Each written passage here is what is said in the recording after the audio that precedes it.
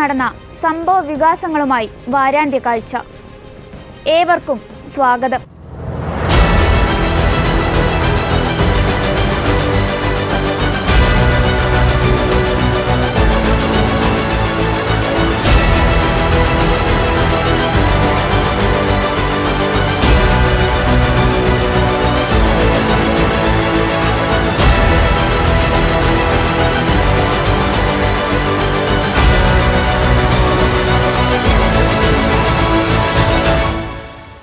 ഞെട്ടിപ്പിക്കുന്ന യാഥാർത്ഥ്യങ്ങൾ തലകുനിച്ച മലയാള സിനിമാ ലോകം.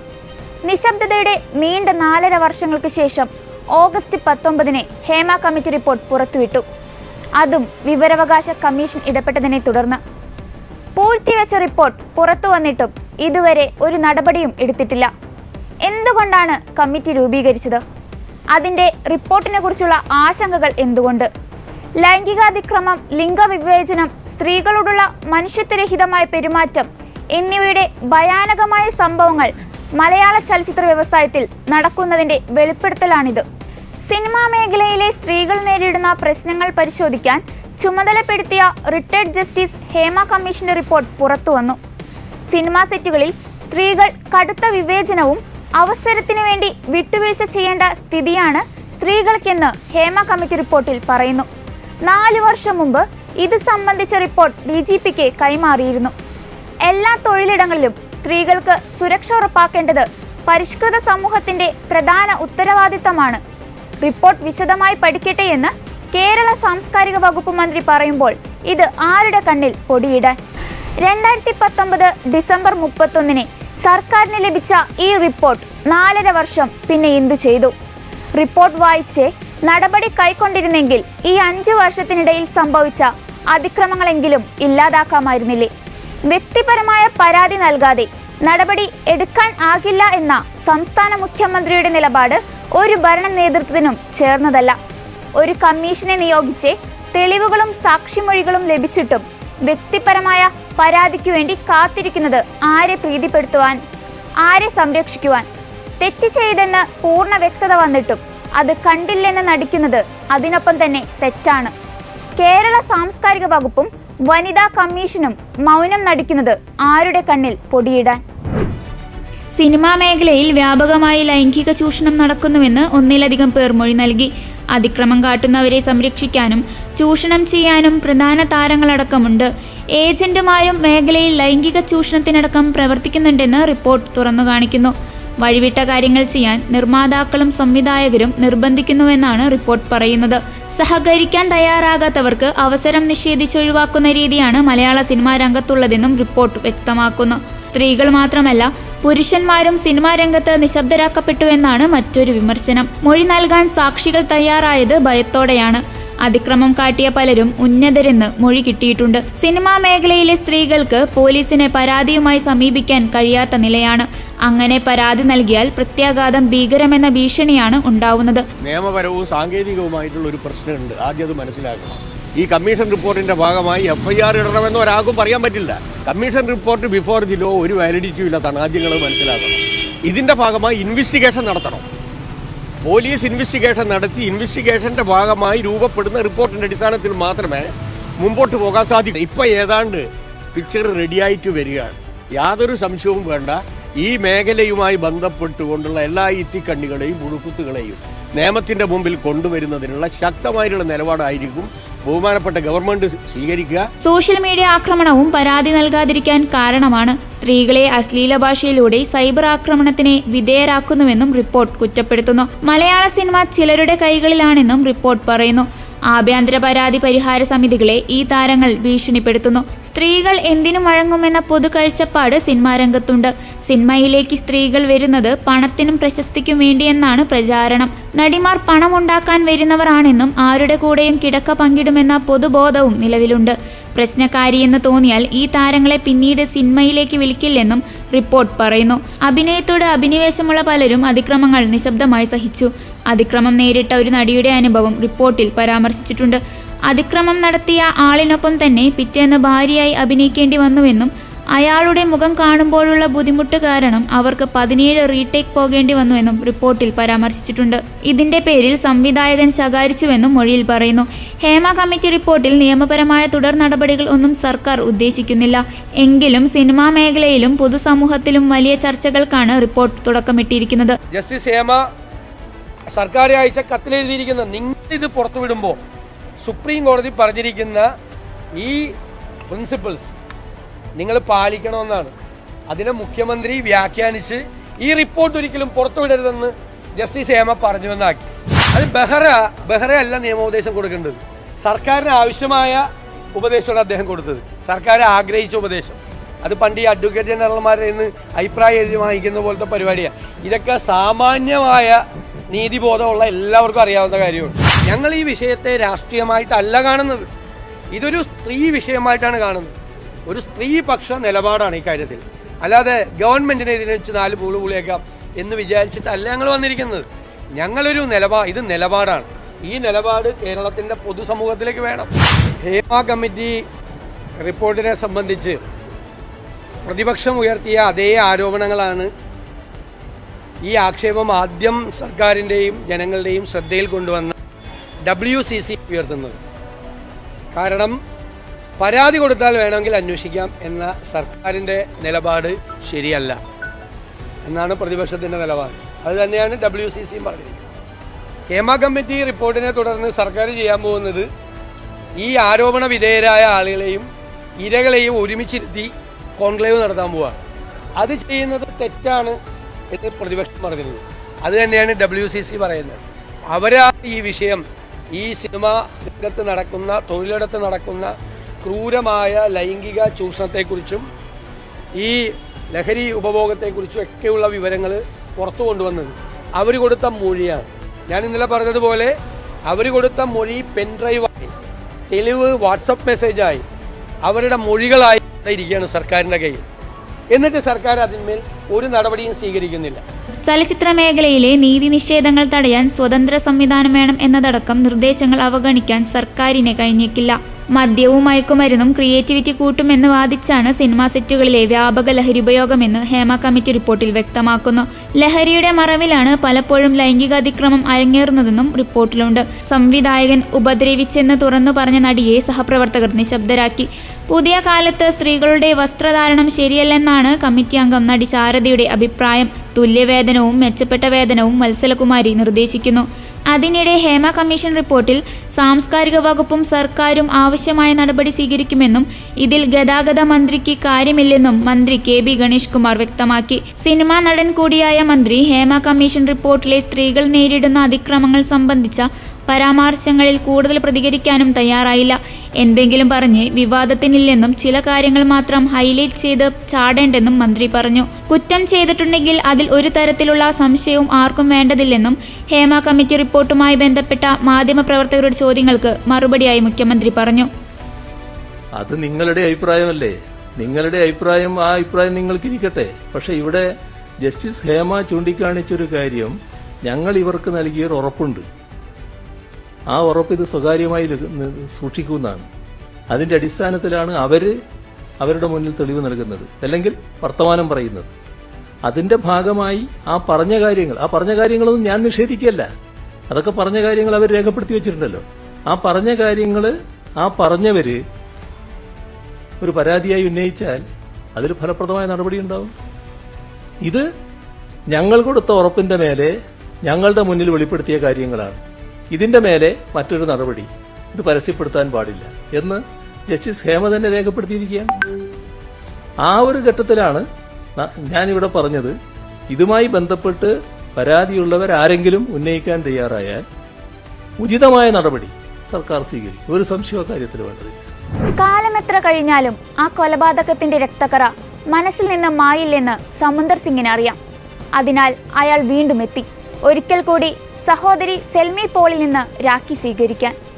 കാലമെത്ര കടന്നുപോയാലും മുറിപ്പാടുകൾ മായ്ക്കാൻ കഴിയുന്നതല്ല എന്ന് സമുന്ദർ സിംഗിന് അറിയാം. പശ്ചാത്താപിക്കുന്ന ഹൃദയവുമായി ഒരിക്കൽ കൂടി തന്നെ ചേർത്ത് പിടിച്ച ആ സഹോദരിയുടെ കരം ചേർക്കാനായി വർഷങ്ങൾ കഴിഞ്ഞിട്ടും ആ സഹോദരൻ തിരിച്ചെത്തിയിരിക്കുന്നു. മധ്യപ്രദേശിലെ ഇൻഡോറിൽ പാർശ്വവൽക്കരിക്കപ്പെട്ട സമൂഹത്തിനിടയിൽ ജീവിച്ചുകൊണ്ട് മാനവികതയുടെ ഉന്നമനത്തിനായി നിസ്വാർത്ഥമായി പരിശ്രമിക്കുകയും ജീവിതത്തിലെ പരിതാപകരമായ അവസ്ഥകളെ തരണം ചെയ്യുവാൻ പാവങ്ങളായ ആളുകൾക്ക് സഹായം നൽകുകയും ചെയ്യുന്നതിൻ്റെ പേരിൽ ക്രൂരമായി കൊല ചെയ്യപ്പെട്ട സിസ്റ്റർ റാണി മരിയ ഇന്നും ഇൻഡോർ രാജ്ഞി എന്ന നിലയിലാണ് ഗ്രാമവാസികളെല്ലാവരും അഭിമാനത്തോടു കൂടി ഓർക്കുന്നത്. ഭാരതസഭയിലെ ആദ്യ വനിതാ രക്തസാക്ഷിയാണ് സിസ്റ്റർ റാണി മരിയ. 1995 ഫെബ്രുവരി 25 ഉദയനഗറിൽ നിന്ന് ഇൻഡോറിലേക്ക് പോകുന്ന ബസ്സിൽ 50-ലധികം കുത്തേറ്റാണ് സിസ്റ്റർ റാണി മരിയ കൊല്ലപ്പെടുന്നത്. 2002 ഘാതകൻ സമുന്ദർ സിംഗിനെ ജയിലിൽ കാണാനെത്തിയ സിസ്റ്റർ സെൽമി പോൾ അയാൾക്ക് രാഖി കെട്ടി. സഹോദര സ്നേഹത്തിന്റെ പവിത്രത എടുത്തു കാണിക്കലാണ് രാഖികെട്ടൽ കൊണ്ട് ഉദ്ദേശിക്കുന്നത്. സമുന്ദറിനോട് റാണി മരിയയുടെ കുടുംബം ക്ഷമിച്ചതിന്റെ ഭാഗമായിട്ടായിരുന്നു അത്. സമുന്ദറിന്റെ പശ്ചാത്താപത്തിന് പ്രധാന കാരണക്കാരൻ അയാളെ ജയിലിൽ സന്ദർശിച്ച CMI വൈദികൻ സ്വാമി സദാനന്ദനാണ്. അദ്ദേഹത്തിന്റെ വാക്കുകളും ഉപദേശങ്ങളും സമുന്ദർ സിംഗിന്റെ ജീവിതത്തെ തന്നെ മാറ്റിമറിച്ചു. വൈദികന്റെയും സിസ്റ്ററുടെയും ശ്രമഫലമായി 11 വർഷത്തിനു ശേഷം സമുന്ദർ സിംഗ് 2006 ജയിലിൽ നിന്നിറങ്ങി. എല്ലാ വർഷവും സിസ്റ്റർ സെൽമിയിൽ നിന്ന് രാഖി കെട്ടാൻ ഇദ്ദേഹം എത്തും. പെരുമ്പാവൂർ പുല്ലുവഴിയിലാണ് കന്യാസ്ത്രീയുടെ സഹോദരിമാരുടെ വീട്. ജയിൽവാസത്തിനു ശേഷം സമുന്ദർ സിംഗ് ഇവിടെ എത്തി കുടുംബാംഗങ്ങളോടും മാപ്പ് ചോദിച്ചിരുന്നു. FCC എന്ന ചുരുക്കപ്പേരിൽ അറിയപ്പെടുന്ന ഫ്രാൻസിസ്കൻ ക്ലാരസ് സഭ സമൂഹത്തിലെ അംഗമായ സിസ്റ്റർ മിഷൻ പ്രവർത്തനങ്ങൾക്കായി മധ്യപ്രദേശിലെ ഇൻഡോർ ഉദയനഗർ കേന്ദ്രീകരിച്ച് പ്രവർത്തിച്ചിരുന്നു. മധ്യപ്രദേശിൽ ആദിവാസികളുടെയും ഗ്രാമവാസികളുടെയും ഇടയിൽ പ്രവർത്തിക്കവെയാണ് സിസ്റ്റർ റാണി മരിയ കൊല്ലപ്പെടുന്നത്. ഭൂരഹിതരായ ഇവരെ പുനരധിവസിപ്പിക്കുന്നതിന് വേണ്ടി സിസ്റ്റർ ദിനരാത്രങ്ങളാണ് അധ്വാനിച്ചത്. ഇതിനെ ആസ്പദമാക്കി ഷൈസൻ പി ഔസേപ്പ് സംവിധാനം ചെയ്ത the face of the faceless 2024 96ാമത് അക്കാദമി അവാർഡിൽ മികച്ച ഒറിജിനൽ സ്കോർ വിഭാഗത്തിനുള്ള ഓസ്കാർ യോഗ്യതാ പട്ടികയിൽ ഇടം നേടിയിരുന്നു. ആദിവാസികളും ഗ്രാമവാസികളും തമ്മിലുണ്ടായ സംഘർഷത്തിൽ ഒരു പലിശ ഇടപാടുകാരനെ പരിക്കേറ്റിരുന്നു. ഇതിൽ അറസ്റ്റ് ചെയ്യപ്പെട്ട ആദിവാസികൾക്ക് ജാമ്യം ലഭിക്കാൻ റാണി മരിയ ഇടപെട്ടതാണ് ജമീന്ദാർമാരെ ചൊടിപ്പിച്ചത്. അവർ സിസ്റ്ററിനെ കൊല്ലാൻ സമുന്ദറിനെ ചുമതലപ്പെടുത്തുകയായിരുന്നു. 2005 ജൂൺ 29 സിസ്റ്ററിനെ ദൈവദാസി പദവിയിലേക്ക് ഉയർത്തിയത്. തുടർന്ന് ഭാരതസഭയിലെ പ്രഥമ വനിതാ രക്തസാക്ഷിയായ റാണി മരിയ വട്ടാലിനെ 2017 സഭ വാഴ്ത്തപ്പെട്ടവളായി പ്രഖ്യാപിച്ചു. റാണി മരിയ സിസ്റ്ററിന്റെ മധ്യസ്ഥതയാൽ നിരവധി പേർ ഇന്നും ദൈവാനുഗ്രഹത്തിന്റെ സാക്ഷികളായി ജീവിക്കുന്നു. കേരളത്തെ ഒട്ടാകെ മുൾമുനയിൽ നിർത്തിയ 37 മണിക്കൂർ. 50 രൂപയുമായി വീട്ടിൽ നിന്നിറങ്ങിയ 13കാരി ഒറ്റയ്ക്ക് സഞ്ചരിച്ചത് 3 സംസ്ഥാനങ്ങളിലൂടെ. കഴക്കൂട്ടത്ത് നിന്ന് കാണാതായ അസംബാലികയായ തസ്മിത് തംസമിനെ 1.5 ദിവസത്തിനുള്ളിൽ കണ്ടെത്താനായത് വിശാഖപട്ടണത്തെ ഒരു സംഘം മലയാളികളുടെ സന്മനസ്സും ഉത്സാഹവും കൊണ്ട്. ആരും ആവശ്യപ്പെടാതെ തന്നെ ബുധനാഴ്ച രാത്രി 10 വിശാഖപട്ടണം റെയിൽവേ സ്റ്റേഷനിലെത്തി 12 പേരടങ്ങുന്ന മലയാളി സംഘം നടത്തിയ പരിശോധനയാണ് പെൺകുട്ടിയിലേക്ക് വഴികാട്ടിയത്.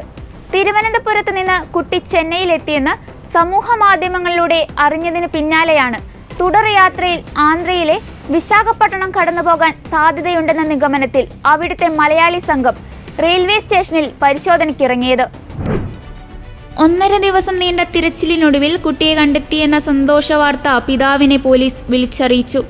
മകളെ തിരിച്ചു കിട്ടാൻ അമ്മ ചൊല്ലിയ പ്രാർത്ഥനകൾക്കുള്ള ഉത്തരമായിരുന്നു അത്. കാണാതായ കുട്ടി ജീവിതത്തിൽ ആദ്യമായി ട്രെയിനിൽ കയറുന്നത് അന്നാണ്. കഴക്കൂട്ടത്ത് ജീവിതം മുന്നോട്ടു പോകുമ്പോഴാണ് അപ്രതീക്ഷിത വേദന ഈ കുടുംബത്തെ തേടിയെത്തിയത്. ചേച്ചി തന്നെ അടിക്കുന്നതായി ഇളയ മകൾ ഫോണിൽ വിളിച്ചു പറഞ്ഞതിനനുസരിച്ചാണ് സ്കൂളിലെ ജോലിക്കിടെ അമ്മ വീട്ടിലേക്ക് ഓടിയെത്തിയത്. ദേഷ്യത്തിൽ കുട്ടിയെ അടിച്ച ശേഷം തിരികെ സ്കൂളിലേക്ക് പോയി. ഒരടി കൊടുത്തതിന്റെ പേരിൽ മകൾ എന്തിന് വീട് വിട്ടിറങ്ങിയെന്ന ചോദ്യത്തിനു മുന്നിൽ ഉത്തരമില്ലാതെ നിന്ന കുടുംബത്തിനു മുന്നിലേക്കാണ് രാത്രി ആശ്വാസ വാർത്ത എത്തിയത്. ഒടുവിൽ മലയാളികളുടെ കൂട്ടായ്മയാണ് വിശാഖപട്ടണത്ത് ട്രെയിനിൽ ബുധനാഴ്ച രാത്രി 10 കുട്ടിയെ കണ്ടെത്തിയത്. മാതാപിതാക്കളുടെ അടുത്തേക്ക് തിരിച്ചു പോകാൻ താല്പര്യമില്ലാത്ത രീതിയിലാണ് കുട്ടി പ്രതികരിച്ചതെന്ന് ഇവർ പറയുന്നു. അടിച്ചതുകൊണ്ടാണ് വീട് വിട്ടുപോയതെന്ന കുട്ടിയുടെ മൊഴിയും സ്ഥിരമായി അടിക്കാറുണ്ടെന്ന അയൽവാസികളുടെ മൊഴിയും ഗൗരവമായി പരിശോധിക്കുമെന്നും പോലീസ് അറിയിച്ചു. മകളെ കണ്ടെത്തിയ സന്തോഷത്തിലാണ് മാതാപിതാക്കൾ. വീഡിയോ കോളിലൂടെ സംസാരിച്ച മകൾ അമ്മ തല്ലിയത് കൊണ്ടാണ് വീട് വിട്ടുപോയതെന്ന് പിതാവിനോട് പറഞ്ഞു. ഇനി മകളെ ആരും തല്ലില്ല എന്ന ഉറപ്പും പിതാവ് നൽകിയിട്ടുണ്ട്.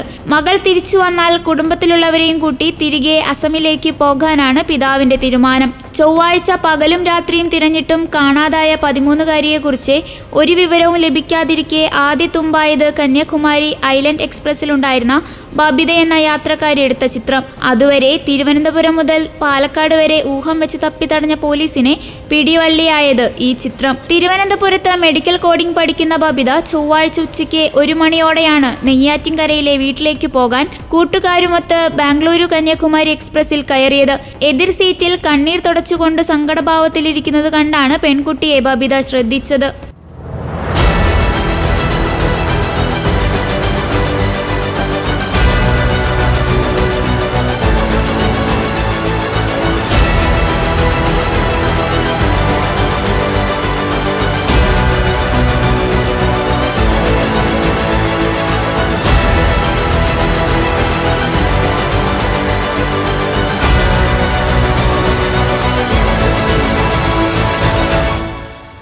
എംപോക്സ് കേരളത്തിലും ജാഗ്രത വേണം.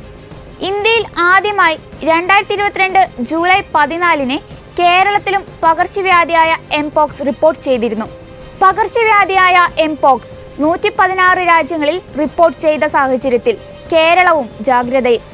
UAE-യിൽ നിന്ന് തിരുവനന്തപുരത്തെത്തിയ 35 വയസ്സുള്ള പുരുഷനാണ് രോഗലക്ഷണം കണ്ടെത്തിയത്. ഇദ്ദേഹം രോഗമുക്തനായെങ്കിലും സംസ്ഥാനത്ത് രോഗം വീണ്ടും കണ്ടെത്താനുള്ള സാധ്യത ഒഴിവാകുന്നില്ല. ഒട്ടേറെ രാജ്യാന്തര യാത്രക്കാർ എത്തുന്നതാണ് കാരണം. യാത്ര ചെയ്യുന്നവരും അവരുമായി സമ്പർക്കത്തിലുള്ളവരും ശ്രദ്ധിക്കണമെന്ന് ആരോഗ്യവകുപ്പ് ഉദ്യോഗസ്ഥർ അറിയിച്ചു. ലോകത്തിനെ പുതിയ ഭീഷണിയായി വരുന്ന എംപോക്സ് രോഗത്തിന് വാക്സിൻ കണ്ടുപിടിക്കാനുള്ള പരീക്ഷണം പൂനെയിലെ സിറം ഇൻസ്റ്റിറ്റ്യൂട്ടിൽ നടക്കുകയാണെന്ന് കമ്പനി CEO അദാർ പുനേവാല. അടുത്തിടെയാണ് ഈ രോഗത്തെ ഏറെ സൂക്ഷിക്കേണ്ടതാണെന്ന് ലോകാരോഗ്യ സംഘടന പ്രഖ്യാപിച്ചത്. ഏകദേശം 1 ഡസനിലധികം ആഫ്രിക്കൻ രാജ്യങ്ങളിൽ കുട്ടികളിലടക്കം എംപോക്സ് പടർന്നിട്ടുണ്ട്.